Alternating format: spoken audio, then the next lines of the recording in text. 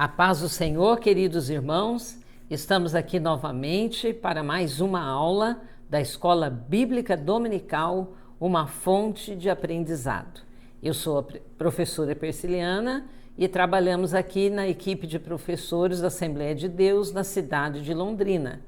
E hoje, na lição de hoje, lição número 13, estamos encerrando esse trimestre, um trimestre que foi muito abençoado, estudando o tema O Deus que governa o mundo e cuida da família, os ensinamentos divinos nos livros de Ruth e Esther para a nossa geração.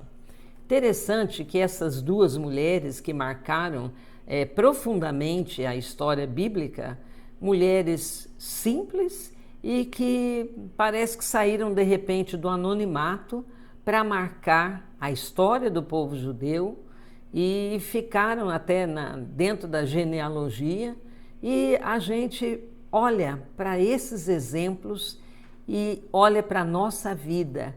E muitas vezes a gente acha que nós somos tão falhos, tão fracos e Deus não pode nos usar. Olha só, Esther, uma órfã, onde foi parar? Lá no palácio, como uma rainha, e fez uma grande diferença entre o seu povo. Então a gente nunca pode menosprezar as pessoas, achando que não tem capacidade, não tem dom, que não sabe fazer nada. Deus nos usa de uma maneira extraordinária. Ele é o dono das situações.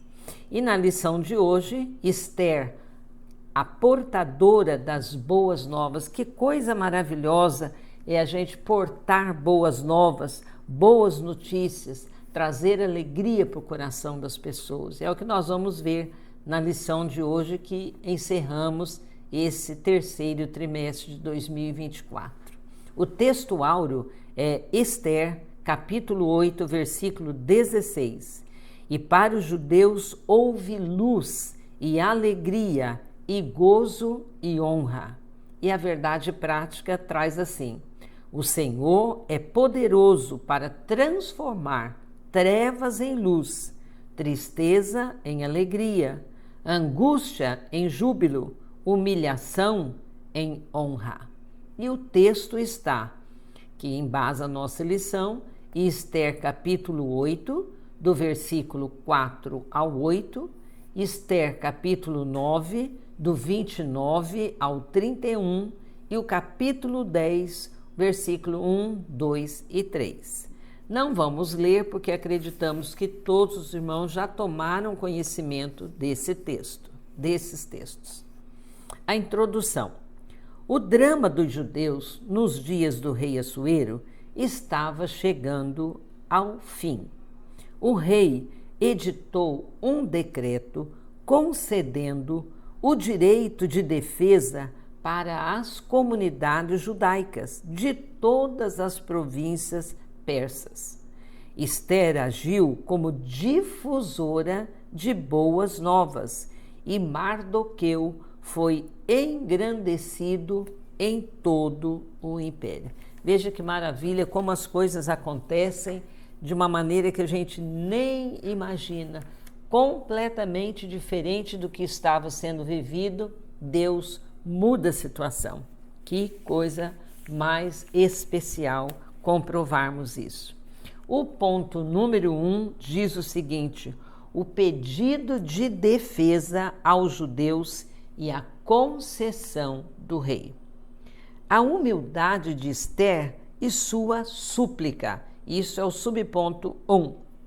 Embora não devamos esperar recompensas terrenas por sermos fiéis a Deus, com frequência nós as recebemos. Esther e Mardoqueu sempre foram fiéis, mesmo quando tiveram que arriscar as suas vidas para salvar os outros.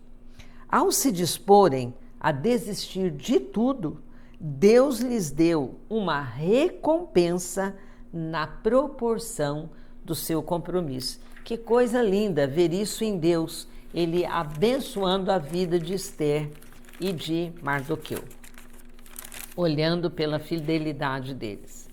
Movida pela lealdade ao seu povo, com muita humildade, a rainha Ester chora prostrada aos pés do rei e intercede para que se revoguem as cartas escritas por Amã, que era o antigo parceiro ali do rei, que se revogasse aquelas cartas, que essas cartas exigiam o extermínio do povo judeu. A sabedoria de Ester é mais uma vez comprovada na forma como coloca o seu pedido. Ela diz a revogação, ela fala sobre as cartas, né? A revogação de uma lei persa era impossível. Isso a gente lê em Ester capítulo 1, 19. Portanto, ela evita o termo lei e enfatiza as cartas de Amã. Lemos no verso 8, 6, porque como poderei ver o mal que sobrevirá ao meu povo? Como poderei ver a destruição da minha geração? Vemos nessa declaração uma profunda identificação de Ester com seu povo judeu. Subponto 2. A segurança jurídica. Então, no verso 8 do capítulo 8, quando o rei diz para escrever aos judeus e selar com um anel do rei, ele outorga do poder real para que eles próprios, Ester e Mardoqueu, redigissem o decreto da maneira que lhes agradasse. Parece estranho a revogação de um decreto real, que era irrevogável. E este documento estava revogando outro anterior, também escrito em nome do rei e selado com o seu anel. Porém, o rei tinha autoridade para, por meio de um contradecreto, fazer cumprir a sua vontade. A nossa revista, ela destaca a importância do ordenamento jurídico, a Constituição, que é uma carta magna dos países democráticos. Essa Constituição deve ser preservada e respeitada. Por isso, o nosso compromisso com a recomendação de 1 Timóteo 2, 1 e 2, tão conhecida, de orar pelas nossas autoridades para que Deus dê sabedoria a homens e mulheres que legislam. E o subponto 3, o direito de defesa. Pelas cartas expedidas, os judeus teriam permissão para se reunirem, se protegerem, destruírem qualquer força armada e saquearem os bens dos seus inimigos. Porém, esse saque não foi feito.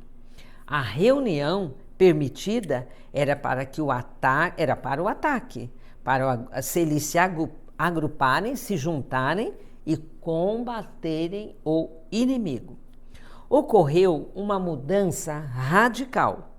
Antes, os judeus suportariam a sua aniquilação sem qualquer meio de defesa. Mas agora, com aquele contradecreto que o rei permitiu, eles poderiam se defender e matar quem os atacasse durante um dia. O ponto 2. A rainha Ester escreve boas notícias para o seu povo. Por isso que a nossa lição fala que ela era portadora de boas novas. Subponto 1. A comemoração dos judeus. A comemoração do Purim, que é a festa mais alegre dos judeus, comemorada no 14º dia de Adar pelos habitantes das vilas e dos povoados e no 15º dia pelos habitantes da cidade de Suzã, que no 14º dia ainda estavam combatendo. O compartilhamento de comida pode ser visto também em Neemias capítulo 8, versículo 10 a 12, e reflete generosidade para com os pobres, para que ninguém ficasse fora sem participar daquela celebração festiva. Purim é o plural da palavra pur e significa sortes ou sorteios. Foi dado esse nome à festa devido ao lançamento de pedras, de dados, por Amã, para saber o dia propício que eles iriam estabelecer o extermínio dos judeus. Nos versos 31 e 32 do capítulo 9, fica declarado que a festa de Purim nunca deixaria de ser celebrada. Ela continua sendo celebrada até os dias atuais. O ponto 2, a carta e o decreto de Ester. Na primeira comemoração, logo após a matança dos inimigos, não houve jejum, mas Ester e Mardoqueu acrescentaram na segunda carta observações sobre tempos de jejum e de lamentação, para que fosse repetido exatamente como aconteceu. A sua tristeza foi transformada em alegria e o seu luto em dia de folguedo, como lemos no verso 22. O 3. A exaltação de Mardoqueu. A fidelidade de Mardoqueu para com o seu povo, o seu compromisso com Deus, a sua preocupação com o bem-estar do povo, o bem-estar do povo em geral, contribuíram para que ele fosse uma pessoa muito respeitada, muito amada, muito querida no meio do povo. Um judeu sendo elevado à segunda posição na corte de Assuero. Essa honraria nos faz lembrar de Daniel, lá na Babilônia, e José, que saiu de um buraco onde ele foi jogado pelos irmãos e anos depois vai para o palácio do faraó no Egito, ocupando um cargo elevadíssimo. Mardoqueu se junta a esses heróis da história israelita, sendo mais um exemplo de como o povo de Deus vivia vitoriosamente, mesmo espalhado entre outras nações. Esta honraria recebida por Mardoqueu realmente chama a nossa atenção. Quando Deus quer mudar as situações, Deus move pessoas, move pedras para colocar em lugar de honra aquele que Ele quer honrar. Deus é maravilhoso. O terceiro ponto, a mulher é chamada por Deus para ser relevante no mundo. Eu achei bastante interessante aqui, nesse ponto da nossa lição, para a história, né, de Ester e para colocar a situação da mulher nos nossos dias. Eu achei bastante interessante a colocação do autor da nossa revista. Uma mulher notável. É muito interessante esse tópico da nossa lição, que vem ressaltar o importante papel da mulher na sociedade. Esther viveu em uma época em que havia muitas restrições para as mulheres. Tanto é que aquela situação que nós já estudamos sobre a Vasti, era incomum uma mulher, até mesmo uma rainha, comparecer diante de convidados, de outras pessoas estranhas, né? Então isso era incomum para aquela época. Elas não tinham o poder que se vê em nossos dias. Hoje até se diz que as mulheres estão empoderadas, cheias de poder.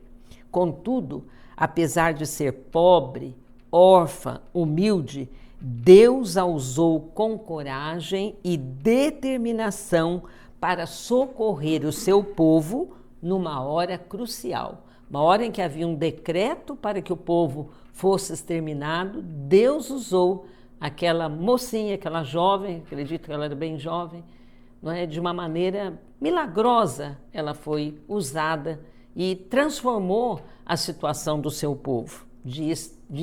Ao invés de ser exterminado, eles é que exterminaram. Deus é soberano e Ele usa quem Ele quer e da maneira que Ele quer. Deus é quem determina.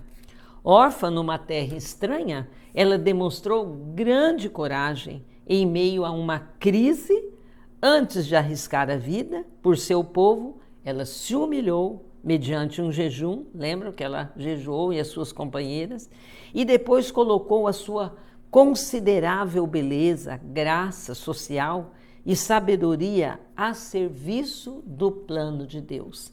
Eis aí a sujeição e a humildade de Esther, em saber que Deus a estava usando para um plano maior, para salvar o seu povo daquele extermínio. O 2, a banal guerra dos sexos, famosa guerra dos sexos. Aqui o nosso autor chama atenção para a banalidade, a perda de tempo, eu até coloquei aqui o desgaste da disputa entre homens e mulheres. Já fomos constituídas diferentes, porque temos funções diferentes, papéis diferentes a serem exercidos na sociedade. Em nossas igrejas, nós vemos o trabalho de excelência exercido pelas mulheres. No ministério de Jesus, no trabalho missionário do apóstolo Paulo, no início da igreja, lá no livro de Atos, né, a gente vê as mulheres atuando de uma maneira marcante, de um modo significativo, que foi imprescindível o trabalho delas. O terceiro, o contexto cristão. Aqui aparece uma lista de nomes de mulheres que ao longo dos anos da história da igreja cristã, essas mulheres foram se destacando. Se eu perguntar para você, querido irmão, querido professor, né, da EBD, se você pudesse citar o nome de pelo menos 5 mulheres ou 10 mulheres que você conhece em sua igreja e que faz a diferença no dia a dia, né, na igreja onde você frequenta, eu creio que com tranquilidade, com a maior rapidez, você citaria nome de muitas mulheres, obreiras valorosas, gente que põe a mão na massa, como se diz, né, popularmente. Já ouvi muitos pastores dizendo que devem boa parte do sucesso do seu ministério, do trabalho, né, das suas igrejas, às irmãs do ciclo de oração, às irmãs professoras da EBD, às irmãs que visitam os hospitais, aquelas que fazem evangelismo nas ruas das cidades. Enfim, Deus usou e continuará usando suas servas da maneira como lhe apraz. Deus é maravilhoso e ao longo dos anos muitas mulheres têm sido usadas, como nós vimos aqui o caso de Esther, uma simples órfã desconhecida numa terra estranha e que Deus usou de uma maneira valorosa. E a conclusão diz assim: com alegria e gratidão, estamos concluindo o estudo dos livros de Ruth e de Esther. Acima do papel humano visto nestas histórias, a providência divina é contemplada do começo ao final. O Deus que tudo provê continua agindo em favor do seu povo. E essa é uma garantia preciosa que nós temos. Hoje enfrentamos dificuldades, Esther, Ruth passaram por grandes dificuldades na época em que viveram, os desafios que enfrentaram. Mas o que aconteceu? Deus proveu, Ele providenciou o escape, Ele providenciou aquilo que era necessário e elas foram vitoriosas e passaram por lutas, sim, medos, mas Deus deu a vitória devido à fidelidade, à busca, à entrega, à humildade. E hoje Deus continua usando as nossas vidas da mesma maneira, basta nos dispormos com humildade, sempre colocando o Senhor em primeiro lugar em nossas vidas. Que Deus abençoe a todos, uma excelente aula nas suas igrejas. A paz do Senhor.